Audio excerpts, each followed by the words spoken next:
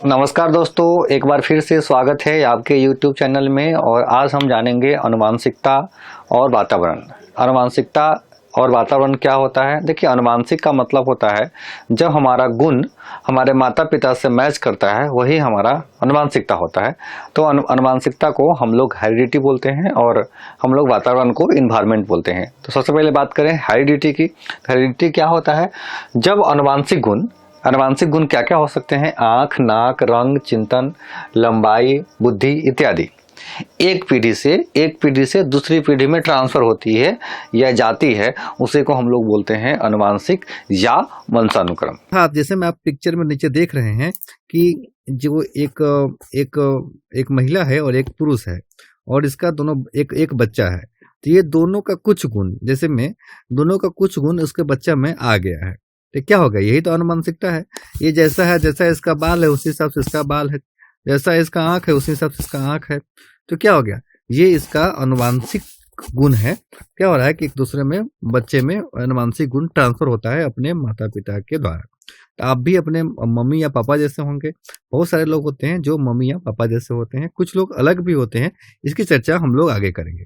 आगे बात करें इन्वायरमेंट की। देखिए, एक मानव के विकास में, एक बालक के विकास में इन्वायरमेंट का भी बहुत बड़ा योगदान होता है, क्योंकि इन्वायरमेंट से ही बच्चा का संपूर्ण विकास कहें तो होता है। हमारा जीन्स कितना भी अच्छा हो, हमारे माता पिता कितना भी तेज हो, लेकिन हमको जो वातावरण मिला, हमें जो माहौल मिला, अगर वो अच्छा नहीं मिलेगा तो हम ज़्यादा अच्छा नहीं हो पाएंगे, हम अपने जीवन में ज़्यादा सक्सेसफुल नहीं हो पाएंगे। तो इन्वायरमेंट का भी बहुत ही बड़ा महत्व है हमारे जीवन में, हमारे जीवन के विकास में। तो बात करें सबसे पहले इन्वायरमेंट की, तो इन्वायरमेंट में क्या ज़्यादातर इम्पोर्टेंट होता है? यानी कि इन्वायरमेंट में एजुकेशन बड़ा डिफेक्ट करता है। कि इन्वायरमेंट अच्छा इन्वायरमेंट होगा तो आपकी एजुकेशन अच्छी होगी। अगर अच्छा जीन्स होंगे, आपके माता पिता अच्छे होंगे, लंबे होंगे, तेज होंगे, तो ये बुद्धि, ये आपके इंटरनली पार्ट को डिफेक्ट करता है। तो इन्वायरमेंट की बात करें तो इन्वायरमेंट का अभिप्राय यह है कि हमारे चारों तरफ का जो माहौल है, जैसे में घर हो गया, स्कूल हो गया, परिवार हो गया, आस पड़ोस के लोग हैं, भोजन भी उसमें शामिल होते हैं। ये सारी चीज क्या है?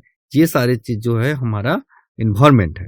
तो मानव के विकास में इन्वायरमेंट का और हेरिडिटी, इन्वायरमेंट और हेरिडिटी जो होता है, दोनों का बहुत महत्वपूर्ण योगदान होता है। अर्थात विकास के लिए हमें किसका? वंशानुक्रम और इन्वायरमेंट दोनों का बहुत ही योगदान होता है। उसी को हम लोग कहते हैं विकास के बारे में। तो अच्छी इन्वायरमेंट हमारे बच्चों को मिलेगा तो वो अच्छा करेगा, अच्छा बन के जाएगा। भले जीन्स थोड़ा कम भी हो, जीन में माता पिता उतना तेज ना भी हो, लेकिन उसको अगर माहौल अच्छा मिलता है तो आदमी सक्सेस हो जाता है। तो इन्वायरमेंट का भी बहुत बड़ा योगदान होता है। आगे बात करें कुछ अलग अलग डिफिनेशन के बारे में जो अलग अलग वैज्ञानिकों ने कहा है।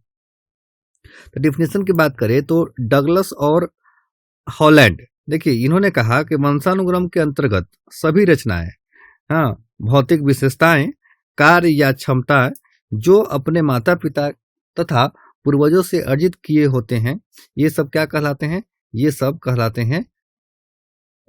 कहलाते हैं वंशानुक्रम। ये इनके हिसाब से था।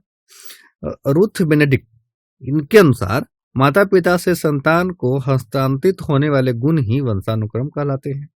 ये अपने अपने अलग अलग, जो जितने भी साइंटिस्ट हैं उनका अलग अलग विचार है। जेम्स ड्रोवर के हिसाब से माता पिता की शारीरिक व मानसिक विशेषताओं का संतानों में हस्तांतरण होना वंशानुक्रम कहलाता है। वुडवर्थ का कहना है वातावरण में वे सभी बाह्य तत्व आ जाते हैं जिन्हें व्यक्ति को जीवन आरंभ करने के समय प्रभावित किया जाता है या करता है।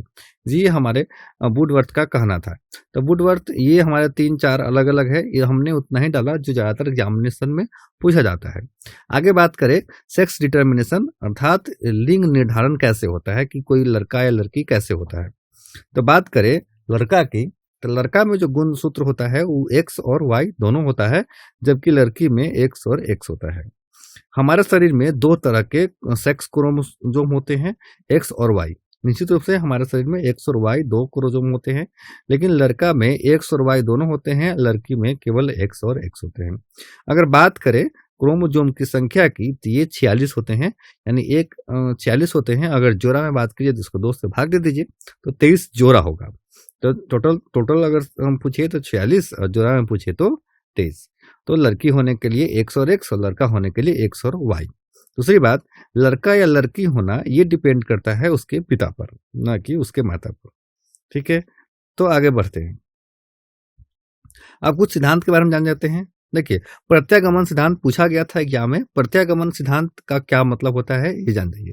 विपरीत गुणों का उत्पन्न होना, यानी तेज बुद्धि वाले माँ बाप के कम बुद्धि वाले बच्चे होना, या कम बुद्धि वाले माँ बाप के तेज बुद्धि वाले बच्चे होना, इसी को बोलते हैं प्रत्यागमन का सिद्धांत। तो ऐसा कभी होता है जो मम्मी और पापा बहुत तेज होते हैं और बच्चा जो होता है साफे गोबर गणेश पैदा हो जाता है। तो ऐसे में हम उसको क्या बोलेंगे? उसको बोलेंगे प्रत्यागमन का सिद्धांत। तो इसी को हम बोलते हैं प्रत्यागमन का सिद्धांत। गाल्टन का सिद्धांत क्या होता है? इसके अनुसार जब बच्चे में गुण पिछली पीढ़ी से ट्रांसफर होते हैं, जैसे दादा दादी से हो, यह गाल्टन का सिद्धांत या जीव गणना का सिद्धांत कहलाता है। गाल्टन के हिसाब से जब बच्चे में जो गुण पिछली पीढ़ी का कहने का मतलब हो गया मम्मी पापा से पहले, ठीक है, या जैसे दादा दादी से जो गुण प्राप्त होते हैं उसे हम लोग गाल्टन का सिद्धांत कहते हैं या जीव गणना का सिद्धांत कहते हैं। अगला है बीजमैन का सिद्धांत। यही 3-4 सिद्धांत पूछा जाता है एग्जाम में। इनके अनुसार माता पिता से प्राप्त बीज कोष कभी खत्म नहीं होता, यह एक पीढ़ी से दूसरी पीढ़ी में निरंतर चलता रहता है।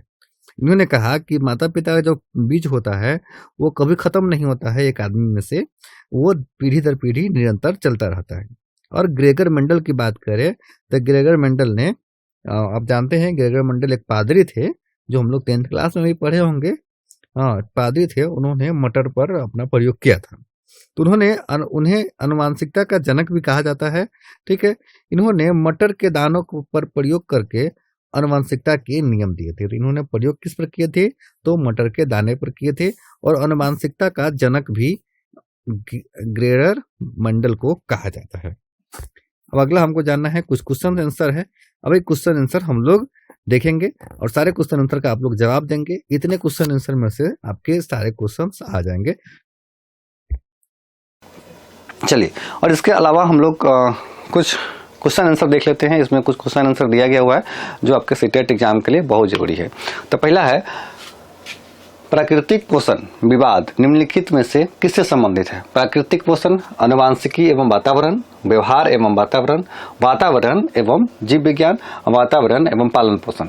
तो प्राकृतिक पोषण की बात किया जा रहा है तो प्राकृतिक पोषण आनुवांशिकी एवं वातावरण पर निर्भर है। देखिए, आनुवांशिकी एवं वातावरण, ये हो गया प्राकृतिक पोषण।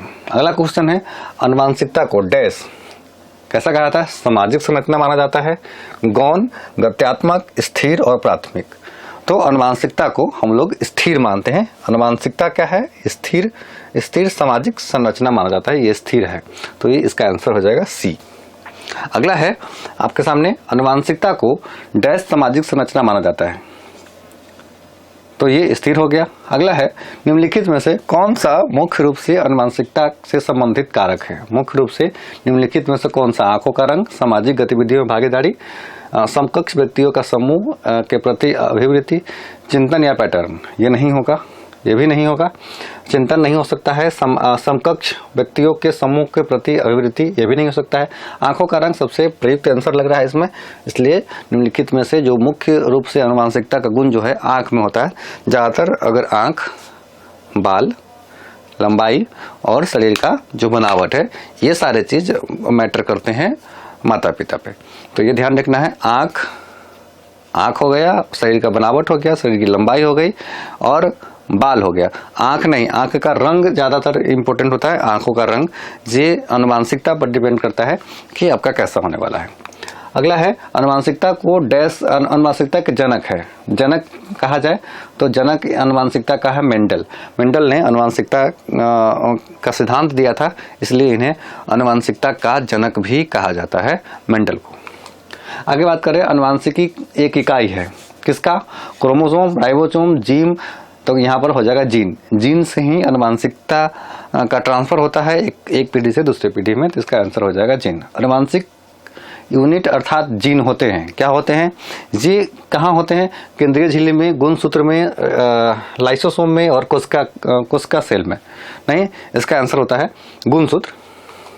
इसका आंसर हो जाएगा गुणसूत्र में, क्योंकि ये जो अनुवांशिकता जो होता है इसका जो यूनिट होता है गुणसूत्र होता है, जिसको हम लोग क्रोमोसोम बोलते हैं। चलिए, जीन है। जीन क्या है? जीन यकृत का एक भाग है, आरएनए का एक भाग है, प्रोटीन का एक भाग है और डीएनए का एक भाग है। तो जीन डीएनए से होता है। नहीं कहता है फलाना का डीएनए चेक करो, तो डीएनए का एक भाग है। आंसर हो जाएगा डीएनए का एक भाग है। ठीक है। सबसे पहले प्रयोगशाला में जीन का संश्लेषण करने वाले वैज्ञानिक कौन है? सबसे पहले जो होता है प्रयोगशाला में, अगर बात किया जाए तो जीन का जो है संश्लेषण करने वाले वैज्ञानिक कौन है? मेंडल, डार्विन, वाटसन और हरगोबिंद खुराना। तो आपका आंसर सीधा जाएगा हरबिंद खुराना के साथ। इन्होंने ही सबसे पहले प्रयोगशाला में इसका प्रयोग किया था, तो इसलिए इसका आंसर आपका हो जाएगा डी। चलिए, अगला आंसर है एक जीन एक एंजाइम का सिद्धांत किसने दिया था? एक जीन एक एंजाइम का सिद्धांत किसने दिया था? तो आंसर बीटल व टैडमैन के साथ जाएगा। एक जीन एक सिद्धांत। चलिए आगे बात करें। जीन को व्यक्त किया जा सकता है किससे? अनुवांशिकता इकाई से। डीएनए का एक भाग है। उत्परिवर्तन की इकाई, उपयुक्त सभी। देखिए, इनमें जीन को हम लोग सभी कह सकते हैं। डीएनए का भी भाग है, अनुवांशिकता का भी इकाई है और ये उपयुक्त में से सभी भी हो सकता है, इसलिए इसका आंसर हो जाएगा डी। अगला हमारा है जीन का वर्तमान नाम देने वाला वैज्ञानिक का क्या नाम है? डेल्टन, मेंडल, गलटसन और जोहान्स। तो इन्होंने जोहान्स ने जीन का प्रथम नाम दिया था, याद रख लेंगे, जोहान्स।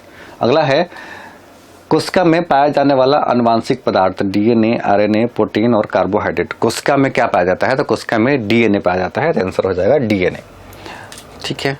अगला है माता पिता के गुण उनकी संतानों में किसके द्वारा हस्तांतरित होता है? रक्त द्वारा, हार्मोन द्वारा, गुणसूत्र द्वारा। इनमें से कोई नहीं, तो गुणसूत्र इसका आंसर हो जाएगा। चलिए, अगला है किसी कारण एक माता पिता की सभी संतानें एक समान नहीं होती है। ये क्या कारण है? अनुवांशिक विभिन्नता, वातावरण विभिन्नता, ए और बी, और इनमें से कोई नहीं। तो अनुवांशिक विभिन्नता भी हो सकता है और वातावरण विभिन्नता भी हो सकता है, इसलिए इसका आंसर हो जाएगा सी, ए और बी। किस कारण से एक माता पिता की सभी संतानें एक समान नहीं होती हैं? तो ये हमारा आंसर हो जाएगा ए और बी। मनुष्य में द्विगुणित क्रोमोसोम की संख्या कितनी होती है? द्विगुणित कहा जाएगा तो उसका संख्या होता है 23। एक्स और वाई, एक गुण, दो गुण, 23, 23। पुरुष में पुरुषों के लिए कौन सा गुणसूत्र संयोजन है उत्तरदायी है? पुरुष होने के लिए क्या होना चाहिए? पुरुष होने के लिए एक्स और वाई होना चाहिए, एक्स और वाई होना चाहिए पुरुष होने के लिए, और महिला के लिए एक्स और एक्स होना चाहिए।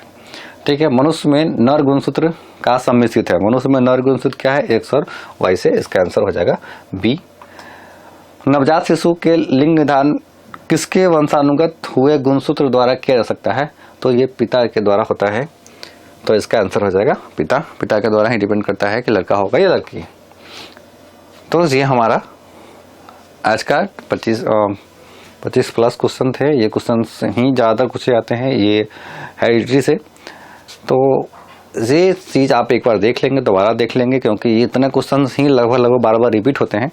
फिर हम अगले वीडियो में फिर से आपसे मिलेंगे और सारे क्वेश्चन और सारे टॉपिक लेकर। तब तक विदा लेते हैं। सभी को जय हिंद।